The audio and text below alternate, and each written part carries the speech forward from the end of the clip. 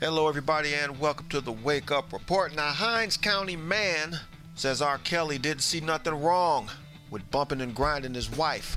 So now he is suing the R&B singer over emotional, psychological, and financial loss because R. Kelly put his key in his wife's ignition and made her toot toot and beep beep.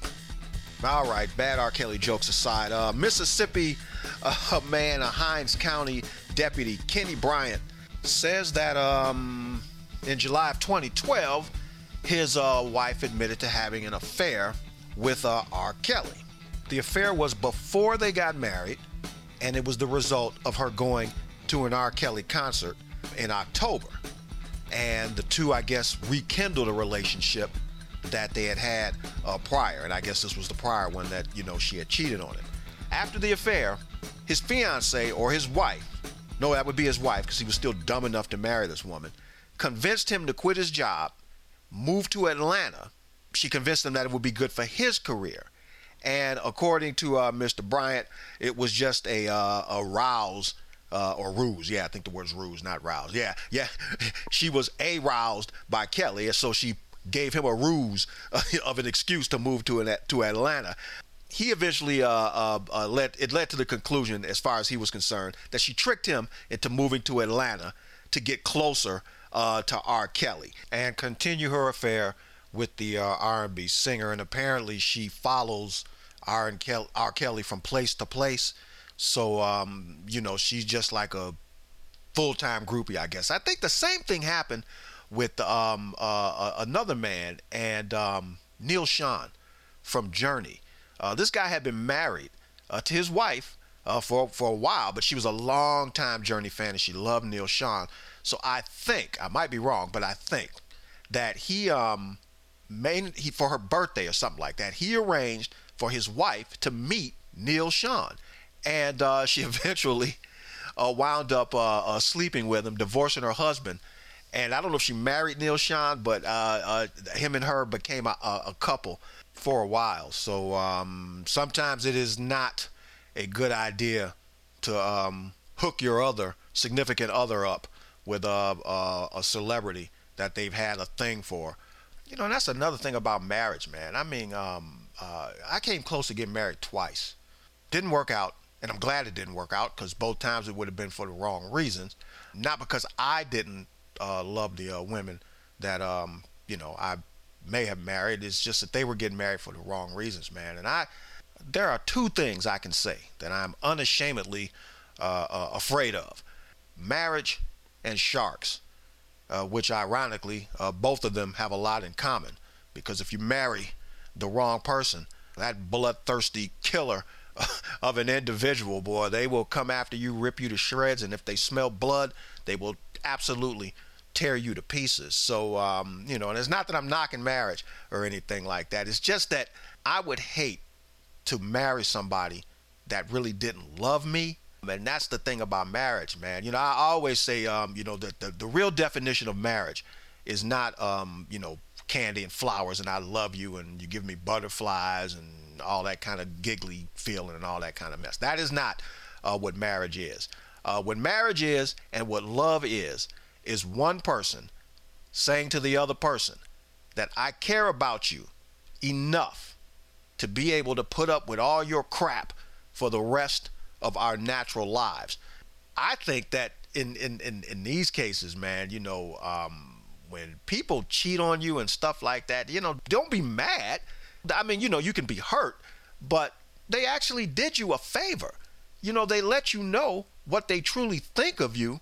And it just took that little bit of a push, exposure to that wrong person at the right time to let them know that it really wasn't a marriage of love. It was a marriage of convenience. It was a marriage of I don't want to be by myself. It was a marriage of I'll stick around long enough to get half of his money after we get a divorce, or I'll get a kid and then I'll leave him after I get the kid because that's really what I want, and I don't want the kid out of wedlock. So just a lot of stuff, man. And that marriage thing is just, to me, I don't know if I'll ever do it or not, man. I find a woman that loves me for who I am and not for what I got and all that stuff, or get married when you're broke, when you ain't got nothing. Two broke people getting married should, that marriage should work out just fine. I mean, I guess unless you, work hard, build an empire, and then she, leaves you, for R. Kelly, and then takes half of the empire with her, So sometimes with marriage, you just can't win for losing.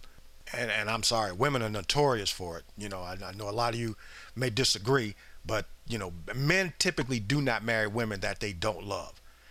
They do not marry women that they are not attracted to. But women will marry men that they consider butt ugly. But if they got money, they will marry them. They will marry men that have power, so it's access to power.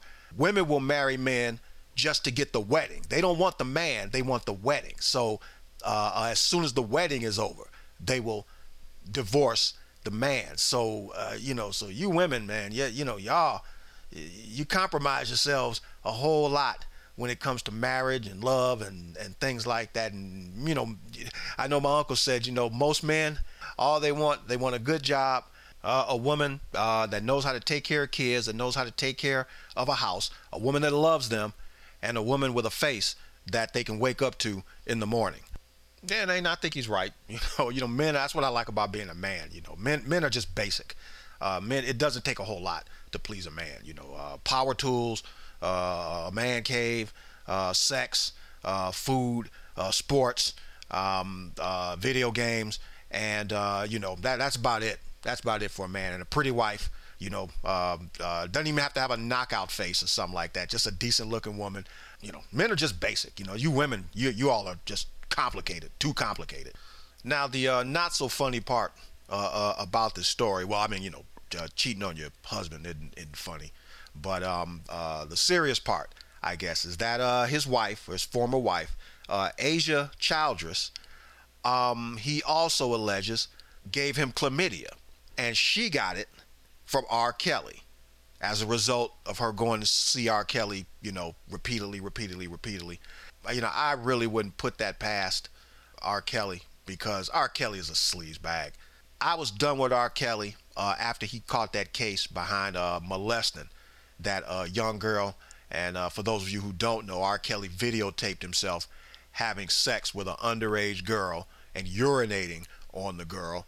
And because his lawyers were between his lawyers being savvy enough to keep the case out of court until the 16-year-old girl, however she was underage, until she became 18 years old. And I think they dragged that case out for almost 5 or 6 years. So between that and paying off the girl's family, he dodged that bullet. So after that, I was done with R. Kelly. I got rid of all my R. Kelly music. Even Jay-Z was smart enough to distance himself from R. Kelly. And I do not see how, to this day, you women out there are stupid enough to still spend your money and go and pay to see a child molester. You scream and yell and your panties get moist, over a man who likes to sleep with young girls and urinate on them. So and then I think it was a few years ago, maybe he popped up again with I think he had an 18, 19-year-old girlfriend or something like that. So R. Kelly is just a class A sleaze bag as far as I'm concerned. But you know how it goes. The difference between a child molesting, dirty old man, dirtbag of a sleaze bag, and I guess a seasoned, mature boyfriend is about $1 million or so.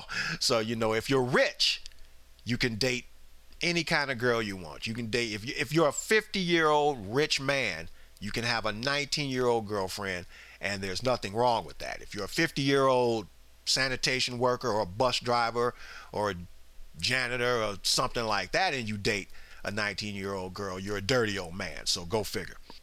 However, as much of a sleaze bag that I think R. Kelly is, should you be allowed to sue him because your wife was unfaithful to you and brought home chlamydia that you say she got from R. Kelly? No. R. Kelly is not the problem in this case, sir. Your wife is the problem. You should have been smart enough to recognize that red flag when it went up the first time. The first time your wife slept with another man, should have been a strong indicator that she didn't love you and she really did not care about you. You went on ahead and you took the plunge, and she went on ahead and let somebody take the plunge inside of her, and as a result, you got plunged with a case of chlamydia that you now want to sue R. Kelly for, and it really is not his fault. Also, you're a sheriff.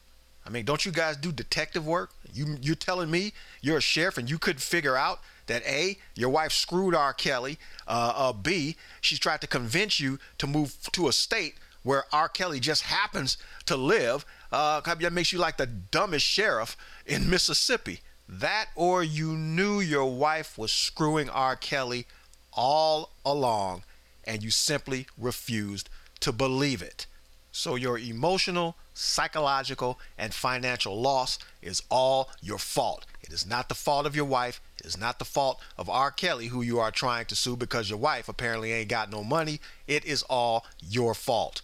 Just man up, admit that you married a skank, you let that skank put it over on you, and you came out on the losing end. Yes, indeed, it takes two people to cheat, but it only takes one person to say no. And if you were dumb enough to get back into the water after that shark bit you once, don't expect anybody to feel sorry for you when you get back in the pool again and the shark bites you and takes you down. Down with a bad case of chlamydia, I might add.